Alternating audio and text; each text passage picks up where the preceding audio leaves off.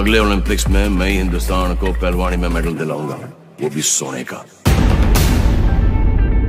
India का coat हमें नहीं मिलता, इंडिया का कोट कमाना पड़ता है।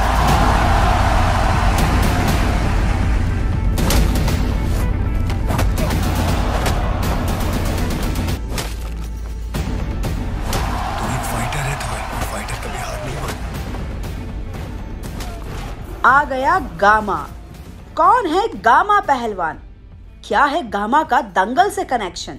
आपको याद ही होगा, हमने आपको बताया था कि एक लड़का जो एक गुरु के पास जाकर सबको पछाड़ देता है कुश्ती में।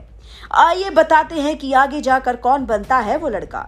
पर इस रियल लाइफ के लड़के के दोनों हाथ बिल्कुल ठीक है। वो लड़का कोई और नहीं, गामा पहलवान ही होता है। आइए जानते हैं गामा की रियल स्टोरी।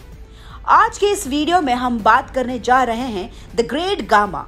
गामा पहलवान के नाम से प्रसिद्ध और अपने पूरे जीवन में कभी न हारने वाले पहलवान गुलाम मोहम्मद के बारे में, जिन्होंने भारतीय कुश्ती को केवल भारत में ही नहीं बल्कि अंतर्राष्ट्रीय स्तर पर भी पहचान दी है और भारत का नाम पूरी दुनिया में ऊंचा किया। उनके बारे में सबसे अनोखी बात यह है कि लगभग 52 वर्ष के उनके लंबे करियर में उन्हें कोई भी हरा नहीं सका। गामा पहलवान एक दिन में 1000 दंड बैठक लगाया करते थे और उनके डाइट के बारे में सुनकर आप हैरान हो जाएंगे। गामा अपने प्रतिदिन के भोजन में 6 देसी चिकन, 15 लीटर दूध, आधा किलो घी और आधा किलो बादाम लेते थे। गामा की पहलवानी के दौर में इस पहलवान की अचीवमेंट्स ऐसी थी कि आजकल के पहलवानों को विश्वास ही नहीं होता है कि क्या सच में कोई पहलवान ऐसा भी था। गामा पहलवान की लोकप्रियता का अंदाजा आप इसी बात से लगा सकते हैं कि यहाँ तक कि मार्शल के बादशाह कहे जाने वाले ब्रूस ली भी द ग्रेट गामा रेसलर के फैन रह चुके हैं। गामा पहलवान का जन्म 22 मई 1878 में पंजाब के अमृतसर में हुआ था। उनके पिता का नाम मोहम्मद अजीज था, जो एक पेशेवर प्रसिद्ध पहलवान हुआ करते थे।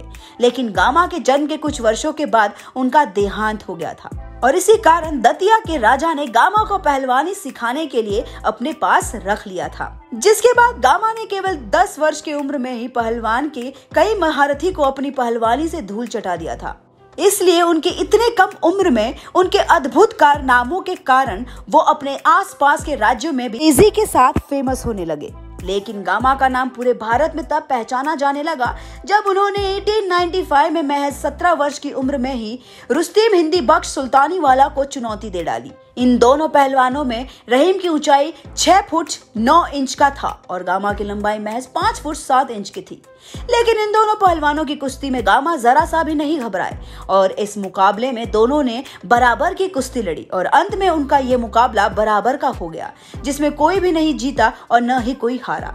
आपको बता दें कि उन दिनों रहीम के आगे कोई पहलवान भी नहीं टिक पाता था, लेकिन उस महज 17 वर्ष के गामा पहलवान ने मुकाबला को बराबर करवा करके सबको आश्चर्य में डाल दिया था।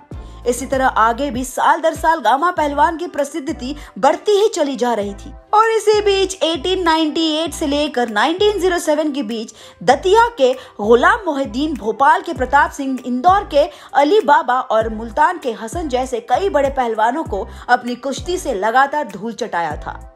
और उसी प्रकार 1910 में गामा का सामना एक बार फिर रुस्तम हिंद रहीम बख्श से हुआ, लेकिन इस बार भी दोनों के बीच मुकाबला बराबर का रहा।